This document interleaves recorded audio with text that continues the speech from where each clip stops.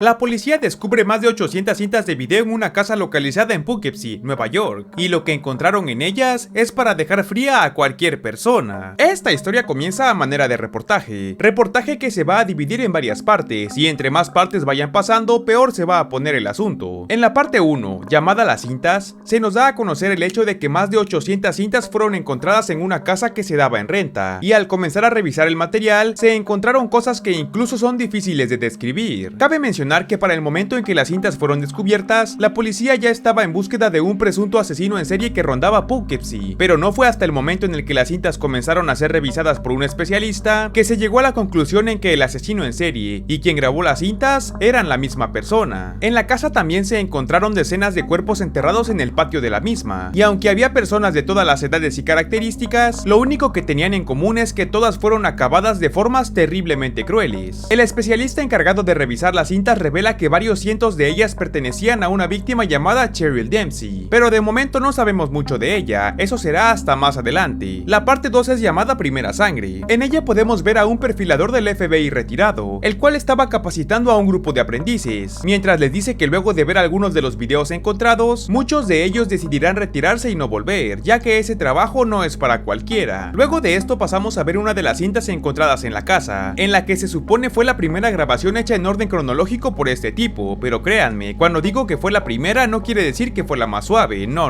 En dicha cinta podemos ver al psicópata acercándose hasta el jardín de una familia random, todo esto mientras que una pequeña juega con sus muñecas a las afueras del lugar. Luego de hacerle algo de plática, y sin pensarlo demasiado, este loco le clava un fierrazo en la cabeza a la pobre niña, para proceder a cargarla y llevársela en su auto. El aviso de que la pequeña que ahora sabemos se llamaba Jennifer fue emitido rápidamente, pero para su mala suerte, esto no impidió que el tipo la desuscribiera de la vida y fuera encontrada algunos días después a 50 kilómetros de su casa. La parte 3 lleva por nombre Getting Better, o Mejorando. Aquí se explica, como suele ser habitual en el ser humano, que la repetición de una acción te lleva a hacerlo cada vez mejor, y en el caso de este tipo no es la excepción. Esto podemos verlo cuando el tipo se para a un costado del camino y finge que su automóvil no servía, por lo que al ver a una pareja acercándose en su auto, este se atreve a pedirles que le den un aventón, a lo que la pareja confiada acepta. Durante el trayecto, el tipo justifica que andaba cargando una videocámara consigo porque estaba de vacaciones, así que si no les molesta pues va a grabar todo el camino. El desconocido les pide que lo dejen en una gasolinera que se encontraba en una intersección más adelante, por lo que luego de avanzar algunos metros, el tipo procede a clavarle un headshot al conductor y luego acaba con la chica mientras sostiene la cámara frente a ella. Después de ver esta cinta, la policía concluye que el psicópata se había vuelto un poco más inteligente para cometer sus crímenes, esto debido a que había planeado todo lo que iba a pasar incluso antes de que ocurriera, desde el hecho de que ya estaba esperando a algún incauto al lado del camino, dormir a la chica con una sustancia desconocida y después grabarla, usar la excusa de dejarlo en una gasolinera abandonada en un camino desolado, e incluso antes de poner en marcha su plan, este tipo deletreó la frase Red House en lenguaje de señas a una cámara de seguridad. ¿Y qué tiene que ver la palabra Red House en todo esto?, te estarás preguntando. Pues que cuando el cuerpo de la chica fue encontrado en un bosque a más de 500 kilómetros de donde fueron vistos por última vez, digamos que esta tenía la cabeza de su novio dentro de su abdomen, por lo que luego de identificar que Red House era una taberna en medio del camino, el cuerpo del chico fue encontrado en el bosque detrás de este lugar, o sea que ya tenía planeado llevar a quien sea que cayera en su trampa ahí desde el inicio. La policía denominó a este psicópata como un asesino mixto, ya que a pesar de que era bastante cauteloso a la hora de realizar sus actos, cuando se llevaba a sus víctimas a su guarida, este les hacía cosas que únicamente pueden ser descritas como actos de carnicero, siendo bastante despiadado, pero muy inteligente a la vez. El cuerpo de otra víctima es encontrado en otro bosque de Poughkeepsie, y lo curioso de esto es que su torso fue encontrado en un estado y su cabeza y manos en otro, demostrando de esta forma que este tipo incluso sabía de burocracia, ya que al hacer esto, a las autoridades de estos estados se les haría más complicado ponerse de acuerdo para avanzar en el caso. Un experto forense explica que cuando un asesino como este decide separar las partes de sus víctimas de forma recurrente, por lo general compraría una sierra eléctrica de gran potencia para facilitarle la chamba, pero en este caso esto no fue así. El tipo siguió cortando con una sierra manual una y otra vez, concluyendo que en realidad él disfrutaba de hacer esto. La parte 4 del documental lleva por nombre Cheryl Dempsey, quien es la chica que se mencionó hace unos minutos. En todo este segmento, vamos a presenciar cómo el psicópata sigue a un estudiante durante varios días, descubriendo desde dónde estudia hasta dónde vive, llegando al punto de grabarse los horarios de sus rutinas y hasta de en qué momento se encontraba sola en su casa. La cosa se empieza a poner más terrorífica cuando el tipo decide irrumpir en la casa de Cheryl mientras se encontraba sola, y para acabarla de joder y por si no fuera suficiente, todo esto sucede mientras ella se estaba dando una ducha, o sea, estando completamente indefensa. Sabiendo que tenía las cosas bajo control, el tipo todavía se toma el tiempo de hurgar entre la ropa sucia de la chica, e incluso oculta la cámara y se mete en el closet de la habitación. Todo esto justo antes de que el novio de la chica llegue a la casa y le arruine los planes. Luego de varias horas de estar oculto en ese lugar, el maníaco decide continuar con su plan, y es que convenientemente al bajar a la sala principal, este se da cuenta que la parejita se había quedado bien mimida mientras veían una peli, así que luego de usar la oscuridad para pasar desapercibido, este espera hasta que se separen por un momento, sorprendiendo al novio de la chica y luego poniéndola a dormir a ella también. Cuando la mamá de Cheryl vuelve a casa, se encontró con que el novio de su hija estaba en calidad de plastilina, y lo peor del asunto es que la chica no estaba por ningún sitio, y aunque uno podría pensar que la chica había sido dejada en algún otro lugar, en realidad no pasa así, y es que por algún motivo el ojito decidió llevarse a la chica hasta su escondite secreto, encadenándola para evitar que se escape, y comenzando así los días más complicados para la pobre Cheryl. Esto porque a partir de este punto, el psicópata comenzaría con una serie de manipulaciones en contra de la chica, obligándola a decir que él era su amo, y que todo lo que podía decir y hacer, él debía autorizarlo antes. Mientras la policía revisaba en las cercanías de la casa en pistas de algún rastro de Cheryl, el psicópata resulta ser tan perverso que incluso se acerca hasta la mamá de la chica para ofrecerse a ayudar en lo que sea necesario, pero cuando el güey comienza a reírse y sale corriendo, la mamá de la chica se da cuenta que se trataba de él. Para su mala suerte, ningún oficial estaba cerca en ese momento, por lo que el tipo logró huir y salirse con la suya. El experto del FBI revela que, ahora que el asesino había sido visto en público y que de hecho se había hecho un retrato hablado gracias al encuentro con la mamá de Cheryl, la mayoría de esta clase de psicópatas podría hacer tres cosas: huir del pueblo, descansar por un tiempo y esperar a que todo se calme, o seguir haciendo lo mismo hasta ser capturado. Pero no, porque este tipo era diferente. Él decidió cambiar por completo su modus operandi, dando lugar a la parte 5. Ahora este tipo decidió centrar sus actos aberrantes en las chicas de la noche, ustedes me entienden, acabando con varias de ellas haciéndose pasar por oficial de policía, ganándose así el apodo del asesino carnicero del río. La policía comenzó con la investigación acerca de las desapariciones de estas chicas, y una vez que los cuerpos fueron apareciendo de a poco, se llegó a la conclusión de que todos ellos tenían rastros de semillas de hombre, o sea esperma, siendo este un dato que sí o sí será esencial para descubrir quién estaba detrás de estos actos. En otra de las cintas se puede ver cómo dos nenas exploradoras llegan hasta la casa del tipo este, por lo que sin perder el tiempo las invita a pasar y hasta les ofrece un refresco. A pesar de que una de las nenas le insistía a la otra que lo mejor era irse, su amiga en realidad se encontraba de chill echando su refresquito de lo más tranqui. Esta situación cambia cuando un ruido las pone alerta, por lo que sin perder el tiempo se levantan y se retiran, revelando que de hecho se trataba de Cheryl, la cual estuvo ahí todo el tiempo debajo de un mantel, sirviendo como mesa. Luego de que la policía encuentra más de 10 cuerpos alrededor de la zona, un evento que nadie esperaba esclarecería las cosas, y es que en la casa de una de las víctimas fue encontrado un vaso con ADN de un extraño, el cual coincidía con el esperma encontrado en las víctimas, y el cual era idéntico al de un oficial de policía llamado Jim Foley. Resulta que este hombre había sido visto en algunos de los lugares donde varias de las víctimas desaparecieron, y sumado a que este tenía fama de contratar los servicios de las chicas, y que en su auto también fue encontrada joyería y rastros de ADN de las víctimas, pues era bastante evidente que habían capturado a la persona correcta. A pesar de que el oficial Foley siempre se mantuvo firme ante las acusaciones, negándose a declararse culpable, al final el jurado determinó que no había ninguna duda de que él era el autor de todos los actos, por lo que luego de pasar más de 5 años en la cárcel, este fue sentenciado a ejecución por inyección letal, acabando con su existencia el 9 de septiembre del 2001. Pero esperen amigos, porque esta historia estaba a punto de pegar un giro de 180 grados. Esto porque 2 días después de la ejecución del oficial Foley, su compañero en la policía descubre un mapa en su correspondencia, el cual marcó un punto que pone perdido, además de recibir una llamada en donde le informan que otro cuerpo había sido encontrado. Esto significa que el asesino real seguía suelto por las calles, y que el hecho de haber inculpado al oficial Foley fue su plan todo el tiempo, revelando que en algún momento el oficial Foley había sido donador de esperma, por lo que luego de que el asesino se hizo con las muestras, únicamente era cuestión de aprender su rutina y bueno, inculparlo de todo. A pesar de que en los periódicos la noticia de que la policía se había equivocado y que de hecho se habían cargado a un inocente aparece en alguna página, esto se vio completamente opacado por el incidente de las Torres Gemelas, por lo que a la mayoría de las personas les importó bastante poco, y algunos ni siquiera se enteraron. Y les importó tan poco que aún sabiendo que el tipo seguía suelto todavía se paraban para pedir aventón, por lo que era cuestión de tiempo para que algún incauto cayera en la trampa de este psicópata, y en este caso tratándose de una pobre señora que andaba a medio camino con el auto descompuesto. Es gracias a esto que se nos regala esta escena que seguramente muchos de nosotros nos hemos topado en nuestra red social favorita, en donde luego de verla seguramente dijiste, ¡ah su madre, ¿eso es real? No jodas, qué miedo. Pero pues sí, es parte de esta historia. Luego de inspeccionar el mapa a detalle, el ex compañero de Fully se dio cuenta que este había sido descargado de un sitio de internet, por lo que luego de rastrear la dirección IP desde donde se había descargado, estos lograron encontrar la casa donde el tipo hacía sus fechorías, y donde de hecho fueron encontradas las más de 800 cintas que hemos estado viendo. Lo curioso de esto es que el tipo no estaba en el lugar, y de hecho no había ni una sola huella dactilar en toda la casa. Lo que sí había era un ataúd a medio cerrar, en donde luego de abrirlo descubren que Cheryl Dempsey se encontraba ahí, y por fortuna todavía estaba viva. Al ser llevada al hospital, el médico encargado de tratarla revela que esta ha sido sometida a múltiples daños constantes, los cuales incluso a él le cuesta describir. Además, el médico dice que Cheryl ha estado tantos años en cautiverio que lo único que conoce es el dolor, dato que será relevante en un momento. Cheryl es devuelta a la seguridad de su hogar, siendo la primera vez en la que el equipo del reportaje tendrá contacto directo con ella a manera de entrevista. El equipo le pregunta cosas como por ejemplo qué se siente volver a casa y qué pasaba por su mente ahora que todo había terminado, a lo que Cheryl contesta: no sé qué responderte, no sé qué quieres que te diga, revelando que la manipulación del psicópata había sido tanta y tan fuerte que ya ni siquiera sabía qué responder sin que alguien le dijera qué decir. Lo más triste de esto es que 2 semanas después de la entrevista, Cheryl Dempsey se autodesuscribe de la vida, dejando en su nota de despedida que no sabía cuándo, pero que estaba segura que su eterno amor, o sea el psicópata, volvería por ella. Y es que casi como que si fuera una promesa, a tan solo unos días después del funeral de Cheryl, su cuerpo fue desenterrado y también robado. Y aunque los expertos concluyen que lo más seguro es que este tipo se haya mudado de ciudad y jamás vuelvan a escuchar de él, siempre se deben tener los ojos bien abiertos, ya que nunca sabes cuándo podrías cruzarte con el asesino carnicero del río.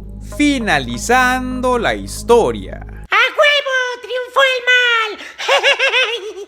Elmo sabe dónde viven. No sé por qué tardé tanto en ver esta película, y ahora que por fin pude verla puedo decir que me encantó. Aunque hay partes que en definitiva podríamos definir como convenientes, la verdad es que en ningún momento te sales de la trama, y esta sí que consigue atraparte. Pero esa únicamente es mi opinión, déjame saber qué piensas tú en comentarios, te prometo que los leeré. Yo ya te conté una, ahora tú cuéntame, ¿qué te pareció la historia del día de hoy? Recuerda seguirme en mis redes sociales, suscribirte a miembro si quieres, y regálame un like en forma de 800 cintas para que YouTube nos trate bonito. Por mi parte sería todo. ¡Nos vemos!